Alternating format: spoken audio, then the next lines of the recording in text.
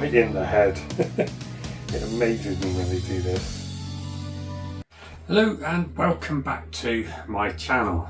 Today I've got these 5 enclosures here, and they are the Chilobrachys species Aladdin.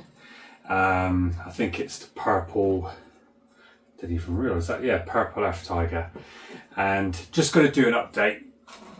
If any of you have watched the videos previously before of these where I rehoused them into these enclosures, I just wanted to show you what they're doing, because some of them are living completely different to others. This one here, right, well that's a sad way to start this one. This one here was the one that was very struggling. It's a tiny sling. I've had issues with this one just permanently straight away. Put it into an incubator and it was brilliant, and then put it back in and it ate once. Then it started to do some webbing around the top and it sat under it, so I thought, oh, it was going to do brilliantly, and I've just come in and it is perished, so it has died. Really gutted about that. Yeah, it's just completely, that's it, it's gone. There's no point showing you that one on there because it's just horrible to see. But I thought I was doing it absolutely well, but some of them are just predisposed to die when you get them, hence the reason why they have so many slings in an egg sac. So I'm now down to 4 of these, so it's to show you how these are living and how they're doing. And I'm trying to, at the minute, over the past couple of weeks, get these onto bigger roaches. And you find that some species, like the terrestrial species I'm finding, will just plough straight into a roach regardless of the size. But the Chilobrachys are nervous. They go off the sensation first rather than anything to do with sight. They feel and they can sense if the roach is slightly bigger. So I did with one of these, I'm not too sure, I think it was this one in the middle, where I left a bigger roach in for a day or so and then come back and found that he tackled it and managed to sort that out. But trying to get them onto a larger roach is quite awkward, so I was just going to show you how they're living and just try and feed them so you can see that they're feeding and on a different roach, with hopefully, fingers crossed, without them coming out. Because like you can see, this one here has burrowed down, it's gone right down at the back. This one here has webbed the front of the enclosure and hasn't burrowed down at all and lives across the top. Yeah, I gave it a massive hole to bury down, it hasn't done it. This one's done half and this one's done half as well, so only one of them has gone down. So they're choosing to live more terrestrially, even though I gave them a burrow. But let's get straight into this and have a look, and let's start with this one. So I've got the light on it there, and you can see that it has done a small little chamber running around, but then it's burrowed right down this side, which you can actually see around. And on this side, it's burrowed down, but it goes through into the center and goes down. But when feeding these, they either fly out and grab the item if it's small enough. If it's slightly bigger, when they get there, they freak out and either run back down in, or a couple of these, they run out and they fly off somewhere. I don't know, because I can't see this one, how big it is, so I'm gonna have to guess a roach size, so just give me a second. So I've gone for a roach, I'd say medium size. Now I'm not going to plonk it on too hard, I'm just going to let the antenna wriggle around and see what happens. If it comes down this way you'll see it, but it might not even come up at all. Let's just give it a second.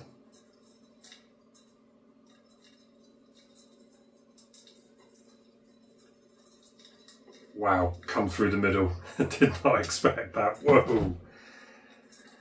God, that is so quick. It's just burrowed down the roach. These are extremely fast and feisty, these Chilobrachys. But I don't know if you can see that blue coloration. But he's bit him. So he would have envenenated him. And this is what I mean by where they panic. It now is aware the light's on. So it did have a chamber there, it just webbed it over slightly, but the roach has gone underneath. And he will dart down. He will get it, he will come back, but they just, once they're aware they're out and they're open, they just panic slightly. And that roach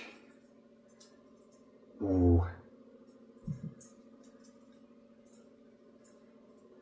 See, he knows that roach is still there.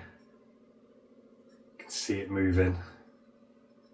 And I've fed these Sundays like this, thinking they're going to go for the prey item, and they actually run straight out and at me. That is weird. It almost looks like the roach is breathing underneath the soil, raising it up and down.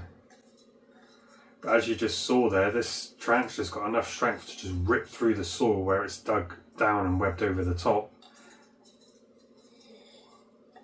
I don't want it to come flying out. Now the roach has stopped moving. But you don't want to get the Chilobrachys species, some of them, especially this one, where the abdomen, they are longer, the abdomen on this species, and it can easily look like it's underweight, so you can end up overfeeding it. But these are more agile. They tend to seem better with a longer, thinner abdomen.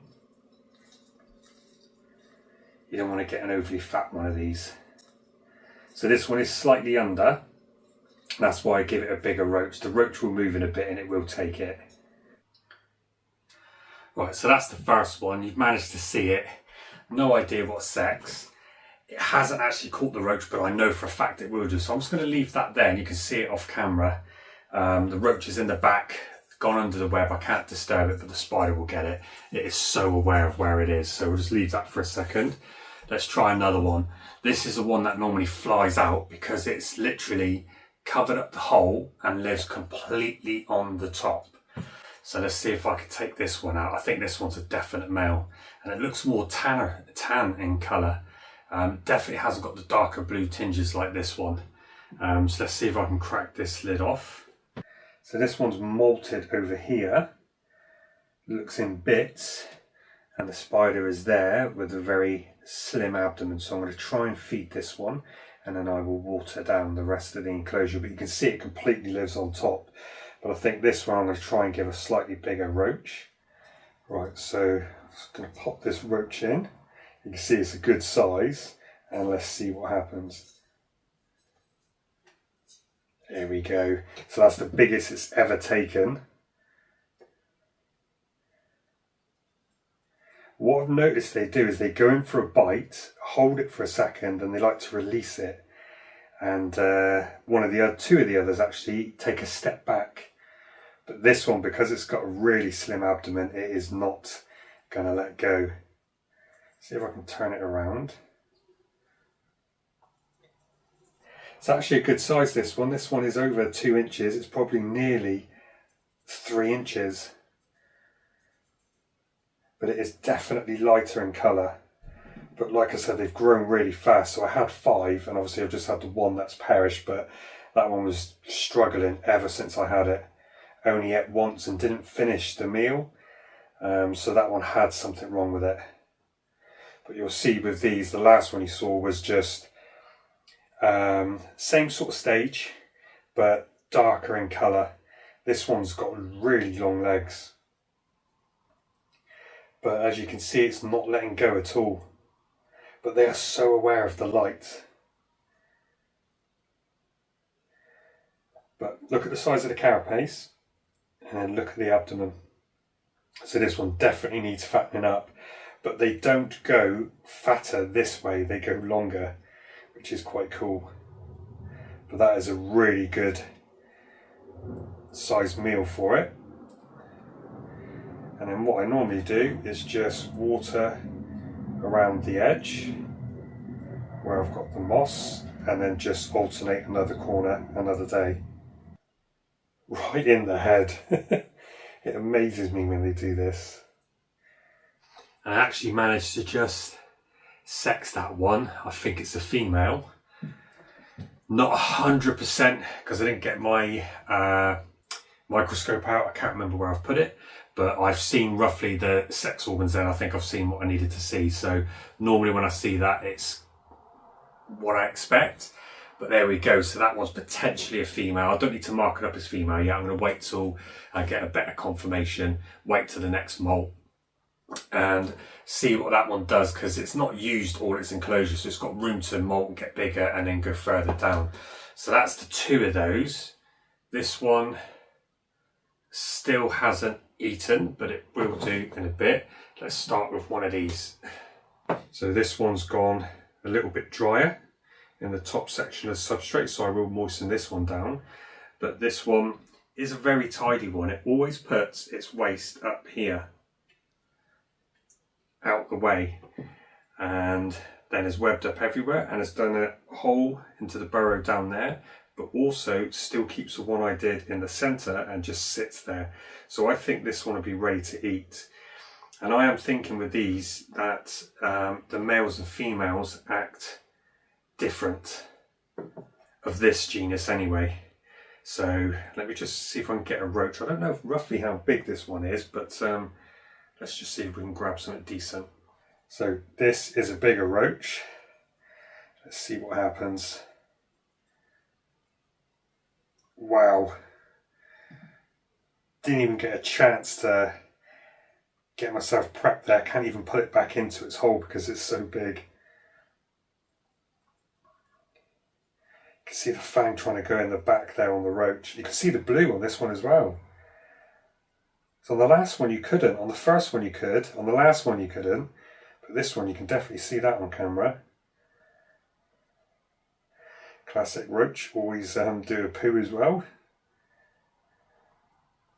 You're not even going to get a chance to see this spider, it's just going to literally stay in and work its way pulling this in.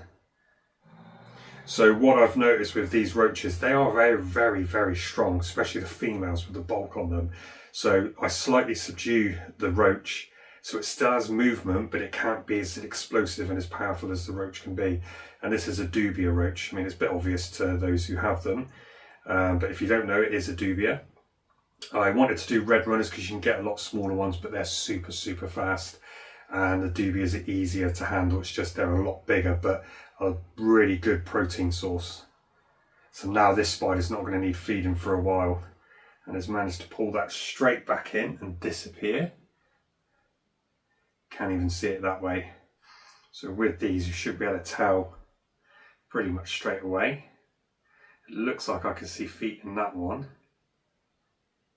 Let's just try it here.